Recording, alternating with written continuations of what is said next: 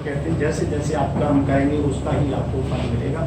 उनके कर्मों के अनुसार विसर्जनामि पुनः पुनः बार बार मैं उनकी रचना करता हूँ। ये उसने बताया है।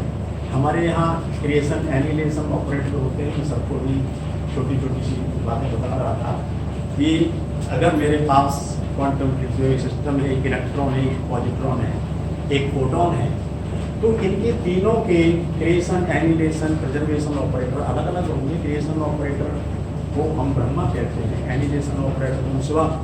मैं नहीं कहता, इंटरनेशनल लेवल पर the top most physicist they call it like Brahma, Shiva and Vishnu.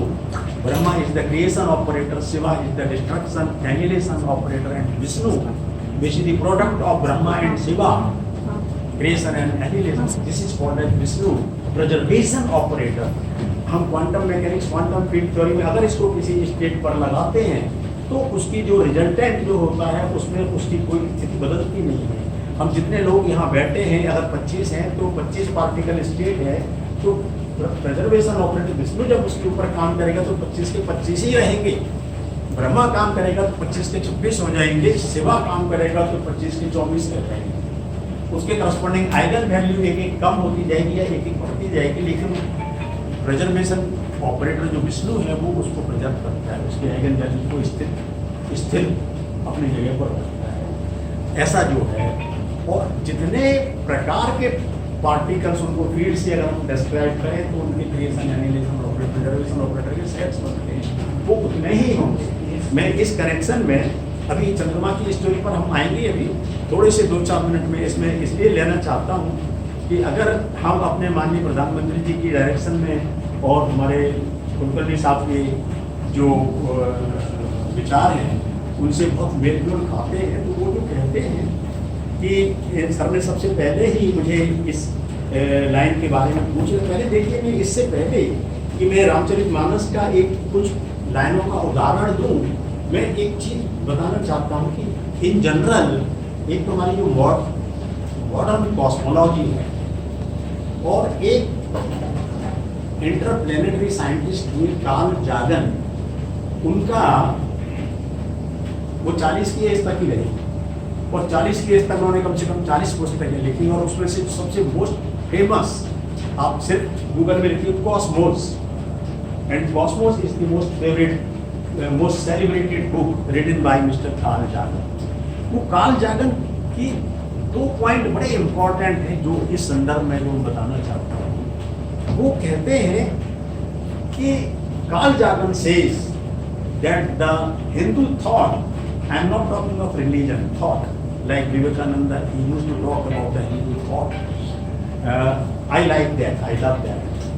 This has nothing to do with any religion. In Hindu thought, we talk about an infinite series of the deaths and rebirths of the cosmos. पहली बात, ये हमारे यहाँ मानते हैं, जो कि मैंने अभी भगवद गीता का श्लोक बताया था, सब भूतानि कौनते प्रकृति की मान्यता।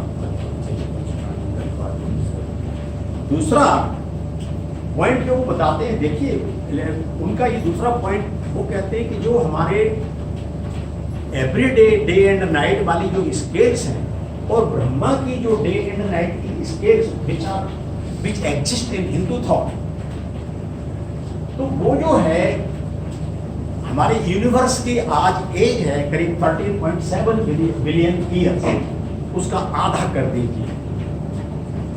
13.7 बिलियन ईयर्स का रफली आधा जो करेंगे, it will correspond to the day and night of Brahma, cosmic scales.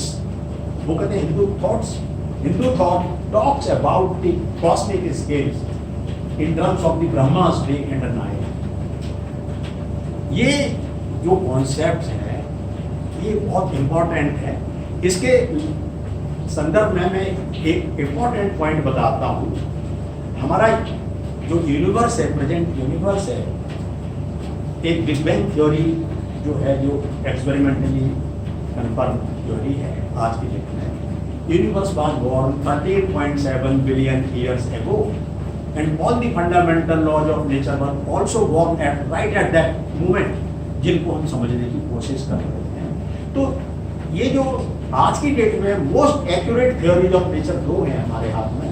एक क्वांटम थ्योरी है, जिसको मैं क्वांटम मैकेनिक्स, क्वांटम थ्योरी नाम से बोलता रहता हूँ।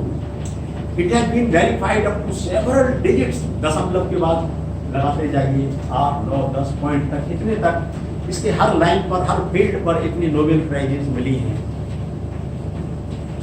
तो इससे और ज़्यादा experimentally verified, so one of the most accurate theories of nature, and it describes the laws of microcosmos universe inside an atom. कण, हमारे यहाँ कणा भी ऋषि हुए हैं, तो कण की हम बात करते हैं, हमारे लिए आज की बात नहीं है। हमारे ठीक है, हम गुलाम रहे, हम मानते हैं, हमें कोई शर्म नहीं है, इतनी हमारी गलतियां नहीं है जिसके कारण जैसे हुआ, लेकिन उसको छोड़ देते हैं। तो तमाम सारे वेस्टर्न लोगों ने हमारे उसमें से कई कॉन्सेप्ट्स, मैं ये नहीं कहूँगा कि चुरा लिए, शायद सीख लिए और उनको थोड़ा और एडवांस करके समझा के आगे यूज कर लिया। हम उतनी तीव्रता से, उतनी कंसंट्रेशन से शायद नहीं कर पाए उस वक्त, लेकिन हमारे यहाँ बहुत, जो हमारे चंद्रयान के कनेक्शन में ही आर्यभट्टा से कहानी शुरू होती है, अराउंड 400, अभी से 1500 साल पहले, उनके 300-400 साल के बाद Brahmagupta who gave the concept of zero, who talked about gravity, ये सब एस्ट्रोनॉमर्स थे। ग्रेविटी के बिना एस्ट्रोनॉमी आप क्या करेंगे? एस्ट्रोनॉमी तो ग्रेविटी तो पहली चीज है, वो सब बताते हैं। आप बराह अवतार का नाम लेते हैं, दशावतार हिंदू धर्म में बात की जाती है, 10 विष्णु के अलग अलग अवतारों में, थर्ड अवतार बाज बराह अवतार की हमारे यहाँ कम से कम 2-2 हजार साल पुरानी तो मूर्तियां लगी हैं मंदिरों की, इतनी कलाकारी है उन मूर्तियों का। आप देखिए great ancient temples of India, तो आप बराह अवतार देखेंगे, उसका जो टस्क है, जो दांत है, उसके ऊपर आप देखेंगे एक गोल पृथ्वी रखी हुई है, उन्होंने पृथ्वी को उसको उठाया हुआ है। हम किसी चीज को प्रूव और डिस्प्रूव करने में हमारा इंटरेस्ट नहीं है, हमारा इंटरेस्ट है समझने में, कॉन्सेप्ट समझने में कि क्या कॉन्सेप्ट है। तो 2000 साल से पुरानी तो मूर्तियां ही मंदिरों में लगी हैं। बराह अवतार का किसी को एग्जैक्टली लोकेशन भी पता नहीं हो कितना टाइम पहले बराह अवतार हुआ, हम काउंट नहीं कर पाएंगे। और उसी वक्त एक स्फेरिकल अर्थ की बात आती है। अब समुद्र में सॉलिड मास तैर रहा था कि सॉलिड मास के ऊपर पानी था, कि ये डिबेट कोई लॉजिकल नहीं है। आप इसको, मेरी मर्जी है, आप 3/4 ऑफ अर्थ में वाटर है, 1/4 में लैंड है, जिसमें हम और आप बैठे हैं, खड़े हैं, हमने अपना रूम बनाया हुआ है, लेक्चर रूम, हम लेक्चर करते हैं। तो आप इसको ये भी कह सकते हैं कि उसके ऊपर आपने जो सॉलिड मास के ऊपर पानी है या पानी के ऊपर सॉलिड मास तैर रहा है, इसमें डिबेट की कोई बात नहीं है। हमें आप देखिए ना कितना वॉल्यूम, कितना क्या चीज़ें, दोनों चीज़ें हैं, वो पूरा लिस्ट करके धरती के ऊपर पानी है, पानी के ऊपर आपने सब्जी के साथ रोटी खाई कि रोटी के साथ सब्जी खाई, बात एक ही है ना। तो इसमें कोई डिबेट वाली बात नहीं। ये जो चीज़ें हैं, ब्रह्मगुप्ता को भी हुए ब्रह्मगुप्ता आर्यभट्टा से शुरू करें, आर्यभट्टा के बाद, आर्यभट्ट के बाद ये ब्रह्मगुप्ता, मैं अभी कल ऐसे उनकी डेट्स वगैरह देख रहा हूँ, उज्जैन में उनकी वेधशाला थी, जहाँ पर बैठी और उन्होंने ये सब गुरुत्वाकर्षण और लॉज ऑफ ग्रेविटेशन का, उन्होंने न्यूटन्स लॉज की फॉर्म में नहीं लिखा, उनको equations, Newton's equations of motion की फॉर्म में नहीं लिखा, लेकिन सिद्धांत रूप में वो सब चीज़ें मौजूद थी। न्यूटन खुद कहता है, उसकी प्रिंसिपिया किताब पढ़िए, पहली लाइन को कहता है, I am standing on the shoulders of my great ancestors, मैं अपने पूर्वजों के कंधों पर खड़ा हूँ। ये एक्नॉलेजेस कि हमने, हमारे पूर्वजों ने ये सब पढ़ाई लिखाई की है। उस पूर्वजों में उसने ये नहीं कहा कि ब्रिटिश पूर्वज के भारतीय पूर्वज माने, जब हम यहाँ से बाहर जाके किसी से मिलते हैं, oh you are also from India, I am also from India, है, then we talk about Indians, being Indians, है।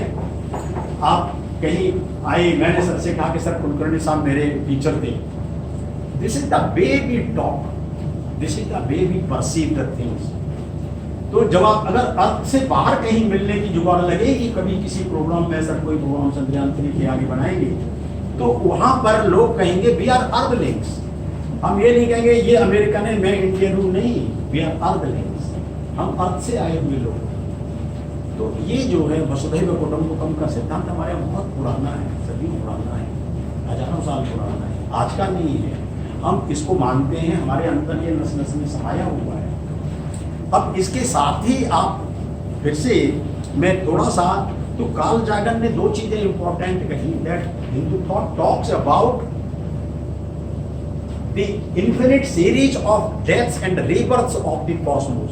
देखिए जो दूसरा लॉ, फंडामेंटल लॉ, जो इक्वली एक्यूरेट है, quantum theory is one which describes laws of microcosmos, laws universe inside the atom, और एक है जो कॉस्मोस को डिस्क्राइब करता है, gravity theory, general relativity. This describe the laws of cosmos, solar system, galaxies, इसकी हम बात करते हैं, ब्रह्मांड की बात करते हैं, यूनिवर्स की बात करते हैं, गैलेक्सीज की बात करते हैं। ये जो हमारा अभी 10 साल के अंदर इतनी कहानी हुई है ग्रेविटेशनल वेव डिटेक्शन है। अगर कोई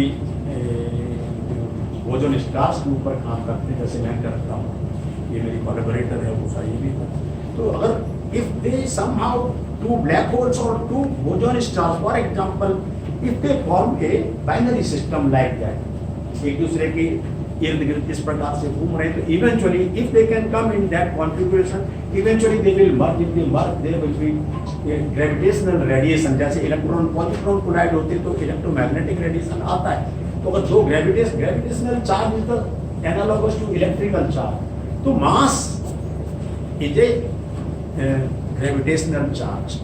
तो दो मैसिव बॉडी जब एक दूसरे से टकराएंगे तो